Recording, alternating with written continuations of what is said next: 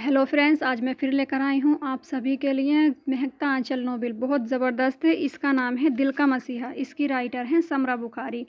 ये बहुत इंटरेस्टिंग होने वाला है, लाजमी सुनिएगा। हमारे चैनल एसआर नोवेल स्टूडियो को लाइक और सब्सक्राइब करना नहीं भूलिएगा। अब चलते हैं स्टोरी की तरफ। नानी, आपके ख्याल में ज़िंदगी फूलों की सेज है या आग का दरिया? नानी के सामने रखी प्लेट से सेब की इकट्ठी 3 फाकें उठाने के बाद जुहेब ने बहुत संजीदगी से पूछा। जवाब में नानी ने नाक पर जमाई ऐनक के ऊपर से घूर कर देखा और बोली, जब तक तुम दिल्ली नहीं आए थे तब तक तो फूलों की सेज ही थी, अब तो आग का दरिया ही लगती है। वाह, मजाक खूब कर लेती हैं आप, उसने तारीफ की। फिर बोला, ये आपने सूट किस कलर का पहन रखा है? बुढ़ापे में ये शौक, जवानी में तो आप गजब ही ढाती होंगी। जवाब में उन्होंने जोर का हाथ उसके सेब की प्लेट की तरफ एक बार फिर बढ़ाए जाने वाले हाथ पर जमाया और बोली, कहने को तो पढ़े लिखे नौजवान हो और हाल देखो, बड़े छोटे से बात करने की तमीज़ ही नहीं, पता ही नहीं बड़ों से बात करते वक्त कौन सा लफ्ज़ बोलना चाहिए। ये जो ज़बान तुम इस्तेमाल करते हो ये कोई शरीफों वाली ज़बान नहीं है। मैं क्यों ढाती गजब, शरीफों की औलाद थी, ब्याह कर शरीफों के घर आई। हमने तो जवानी भी अल्लाह अल्लाह करके गुजारी है, तुम्हारी तरह नहीं थे, खाना पीना और हर वक्त फजूल बोलते रहना। ओहो, आप तो नाराज़ ही हो गई। अगर मैंने ज़रा सा सेब खा लिया तो इसमें इतना बुरा मानने की कौन सी बात है? और ये सिर्फ मैंने आपकी मोहब्बत में खाया है कि बुढ़ापे में ज़्यादा खाना पीना फ़ायदे से ज़्यादा नुकसान ही देता है। अगर आप बीमार हो गई तो संभालना मुझे ही पड़ेगा। तुमको क्यों संभालना पड़ेगा? अल्लाह रख के मेरे बेटे को, मेरी बहू और पोतियों को। तुमसे तो मुझे ये भी उम्मीद नहीं है कि कभी उठकर मुझे पानी भी पिलाओगे। नहीं खैर, अब ऐसी भी नाउम्मीद ना हो आप। अगर पानी सामने मेज़ पर मौजूद हो तो मुझे पिलाने में कोई एतराज़ ना होगा। अच्छा जाओ, कान ना खाओ, वो चिढ़कर बोली। नानी, आपने मेरी मोहब्बत की कभी कद्र नहीं की। अपना कीमती वक्त आप पर कुर्बान करने चला आता हूँ और बदले में मिलता क्या है? डांट डपट कोसने गालियाँ। मैंने ना कभी तुम्हें कोसा है, ना मुझे गालियाँ बकने की आदत है। इल्ज़ाम मत लगाया करो। नाराज़ मत हो, ये तो मैंने बातों में रंग भरने के लिए कहा था, आपने तो सीधा दिल पर ही ले लिया।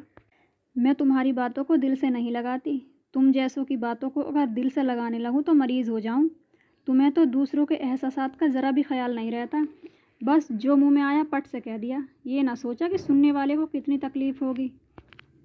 अगर ऐसी बात होती तो जव्वाद ज़रूर मुझसे कहता, वो मेरा सच्चा दोस्त है, मेरी अच्छाई और बुराई दोनों का जिक्र मेरे सामने करता है। लो, ये और कही, जव्वाद और नसीहत। वो मजाक उड़ाने वाले अंदाज में हंसी और बोली, जिसे खुद कुछ ना आता हो वो दूसरों को क्या कहेगा भला? तुम और जव्वाद दोनों एक से बेकार और बिगड़े हुए हो। हालांकि जव्वाद इस सिलसिले में मुझे अपना उस्ताद मानता है, जुहेब ने जैसे उन्हें जानकारी दी। हाँ, किसी हद तक ठीक भी है। जब वो यहाँ पढ़ने के लिए आया था तब इतना ज़्यादा बदतमीज नहीं था, तुम्हारी सोहबत ने उसे बहुत बिगाड़ दिया है। पता नहीं बिगड़ा हुआ आप किस हिसाब से कह रही हैं। मेरी तो हर बात मानता है, ध्यान से सुनता भी है मेरी हर बात, बिल्कुल ऐसे ही जैसे आप टीवी पर मजहबी प्रोग्राम पूरे ध्यान से देखती हैं। शैतान का चेला जो हुआ, इशारा जुहेब की तरफ था। वो समझ गया और बोला, अच्छा, इस बात की तो मुझे खबर ही नहीं थी। कैसा दोस्त है, इतनी बड़ी बात छुपा ली मुझसे और आपसे बता दी। मैंने तुमसे कहा था अब जाओ यहाँ से, तुमने शायद सुना नहीं। मैंने सुन तो लिया था, सोचा आप ज़रूर तन्हाई पसंद होती जा रही हैं। आपको दुनिया के हंगामों की तरफ दोबारा लाना चाहिए, ये सवाब का काम है। मैं सवाब कमाना चाहता था। हाँ, रोज़ा, ना नमाज, ना बड़ों की इज्जत, अब एक यही सवाब कमाकर तुम जन्नत खरीदना चाहते हो। टोंट ना करें नानी, दिलों के हाल तो अल्लाह जानता है। वो ये भी जानता है कि किसकी इबादत खालिस उसके लिए है, कौन दिखावे की इबादत करता है। कोई पता नहीं यहाँ मेरी अहमियत आपसे ज़्यादा हो। नानी का चेहरा गुस्से से लाल भभूका हो गया। तो तुम्हारा मतलब है लड़के मैं दिखावे की नमाज़ पढ़ती हूँ? तोबा तोबा, ऐसी बात भला मैं कह सकता हूँ? हाँ, ये बड़ी अच्छी बात है, दूसरों को सुना दी फिर मुकर गए। लिखती हूँ मैं तुम्हारी माँ को खत, अपनी औलाद खुद ही संभालो। क्या करेंगे ये पढ़ लिख के, दिमाग और ज़्यादा ख़राब होगा। ऐसे नमूने अपने ही पास रखो। नानी, अब आखिरी साल है, थोड़ा बर्दाश्त कर लें। वो उनके बिस्तर पर पसार गया। नहीं, बिल्कुल नहीं, मैं तंग आ गई हूँ तुम्हारी हरकतों से, और आज तो तुमने हद ही कर दी। कैसा इल्ज़ाम लगाया है मेरी इबादतों पर। उनकी आवाज़ भर्रा गई। आप दिल पर ना लें, मैं बकवास करने का आदी हूँ। अंदाज में शर्मिंदगी दूर दूर तक नहीं थी। मैं भर पाई इस हमदर्दी से। अपने बाप से कहो तुम्हें हॉस्टल भिजवा दे। अब इस घर में तुम्हें बर्दाश्त करना मेरे लिए नामुमकिन है। अब्बा मियाँ से तो 2 साल हुए मेरी कट्टी चल रही है, आप ही कह दें। उसने मुस्कुराहट दबाकर झूठ बोला। नतीजा जल्द ही निकला।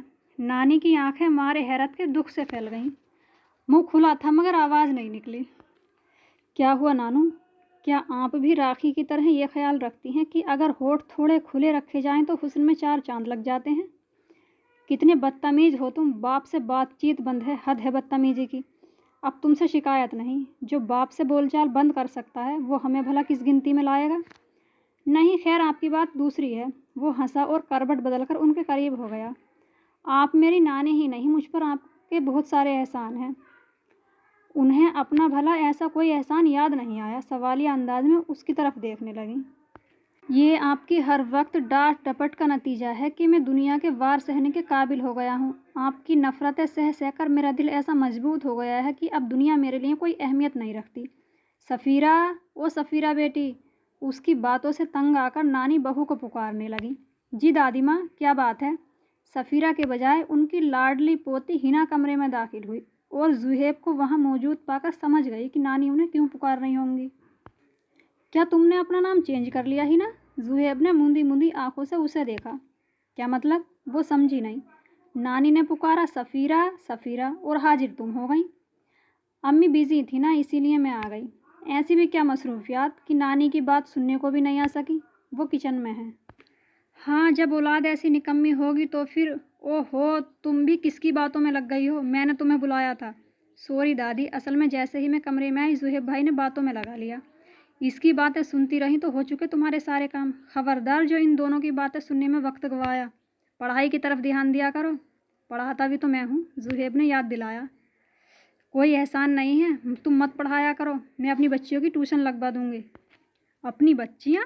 उसने चीख मारी, फिर बोला, क्या मैं आपका बेटा नहीं हूँ? मैं ऐसे बेटे से भर पाई, मेरा कसूर? उसने सर उनकी गोद में रख दिया। परे हटो, मुझे फजूल के लाड पसंद नहीं है। हाँ, अगर हिना आपकी गोद में ऐसे सर रख के लेट जाए तो सदके जाएं, वारी जाएंगी। और मैं याद ही नहीं, मैं भी नवासा होता हूँ। हिना के और तुम्हारे क्या काम एक जैसे हैं? नहीं, खैर मेरा मुकाबला कहाँ कर सकती है। वो आखिर उठकर बैठ गया। चलो जाओ, अब मुझे आराम करने दो। वो उसे टालना चाह रही थी। हर वक्त आराम मत किया करें, इससे सेहत भी ठीक नहीं रहती। हर वक्त का आराम सेहत ख़राब कर देता है। सफ़ीरा बेटी, सफ़ीरा। वो फिर बहू को पुकारने लगी। दादी मुझे बताएं ना, हिना ने कहा। तुम्हें क्या बताऊं? सफ़ीरा आए तो इसे यहाँ से उठाए ना। अम्मी भला इन्हें कैसे उठा सकती हैं? हिना हंसी। तुम कापी पेंसिल हिला दो मुझे, मैं लिखती हूँ इसकी माँ को खत। वापस बुला ले इसे, मैं नहीं रख सकती इसे अपने घर में। नानी, आखिरी साल है, उसने होले से याद दिलाया। आखिरी साल हो या पहला, बस मैंने फ़ैसला कर लिया है। 24 घंटे की सरखपाई अच्छी भली सेहत हुआ करती थी मेरी।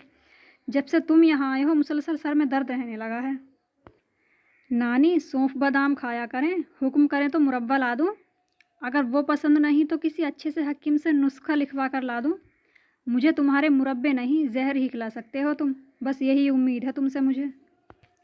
हाय, ऐसा भी पत्थर दिल नहीं हूँ, ना ही बेवकूफ़ हूँ। क्या मुझे पता नहीं कत्ल की सज़ा मौत है? बाहर बैल हो रही है, हिना ने बताया। वो उठकर खड़ा हुआ। नानी ने गहरी सांस खींचकर खुदा का शुक्र अदा किया। उदास ना हो, अभी वापस आता हूँ। मेरा पक्का फैसला है, लिखती हूँ मैं तुम्हारी माँ को खत। उन्होंने फिर धमकी दी। 10 मिनट बाद उसकी वापसी हुई। नानी, बाहर आसिम आया है, मैं उसके साथ बाहर जा रहा हूँ। शायद देर से वापस आऊँगा, आप परेशान ना हो ना। ये लो आसिम, एक तो उसने तुम्हारा बेड़ा गर्क किया हुआ है, ना खुद पढ़ता है और ना तुम्हें पढ़ने देता है। इस तरह तो अगले 10 सालों में भी तुम इंजीनियर नहीं बन पाओगे। आप फिक्र ना किया करें, नकल वगैरह करके पास हो ही जाऊंगा। मुस्कुराहट दबाकर तसल्ली दी और उनकी बात सुने बगैर चला गया।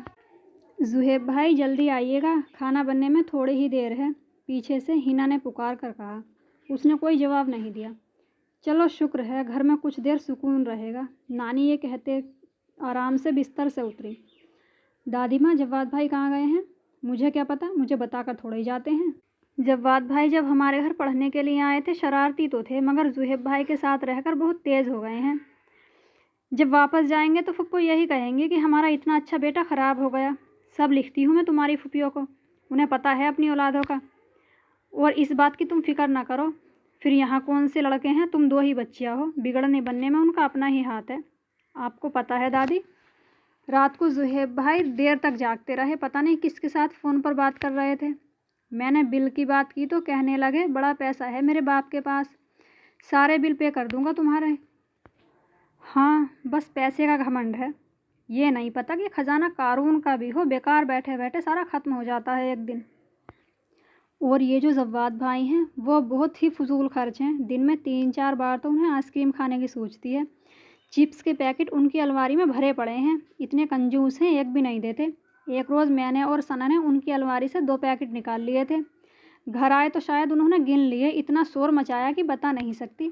तुम्हें क्या ज़रूरत थी उसके चिप्स लेने की? तुम्हारे अब्बा के पास भी अल्लाह का दिया सब कुछ है, माँ से पैसे लेकर बाज़ार से मंगवा लेती। मुझे क्या पता था उनका दिल इतना छोटा है। वैसे इस मामले में जुहेब भाई अच्छे हैं। जुहेब की तो बात ही ना करो, बड़ा दिल जलाया है उसने मेरा। सेब काटा था खाने के लिए और बैठे बैठे सब चट कर गया। मैं और काट कर लाती हूँ। नहीं बस रहने दो, अब जी नहीं चाह रहा।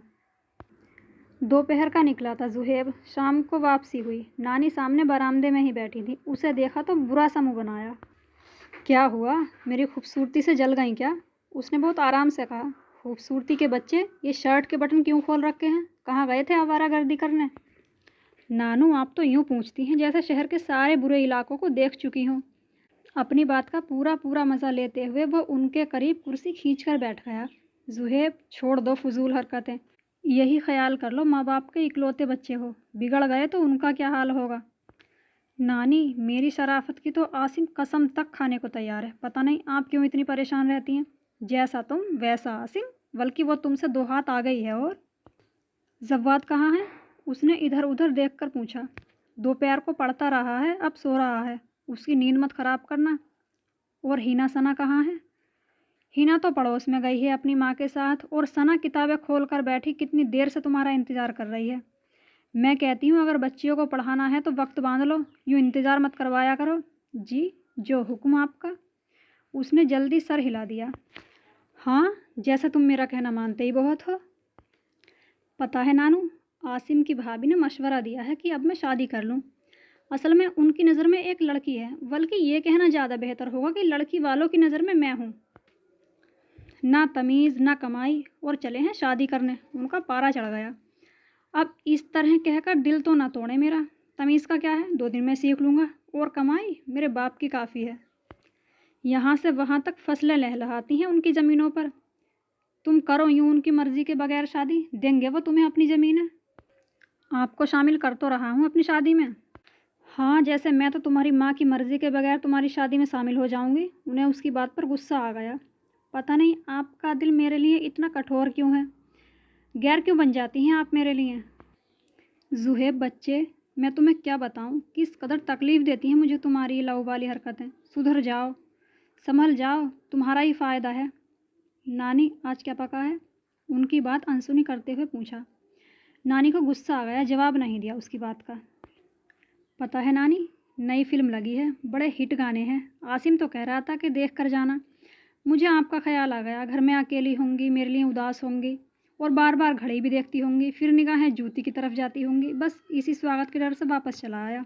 कितना ऊंचा बोलते हो तुम, पड़ोस में रहने वाली नसरीन भी कह रही थी जुहेब जो बात कहता है हमारे घर में साफ सुनाई देती है।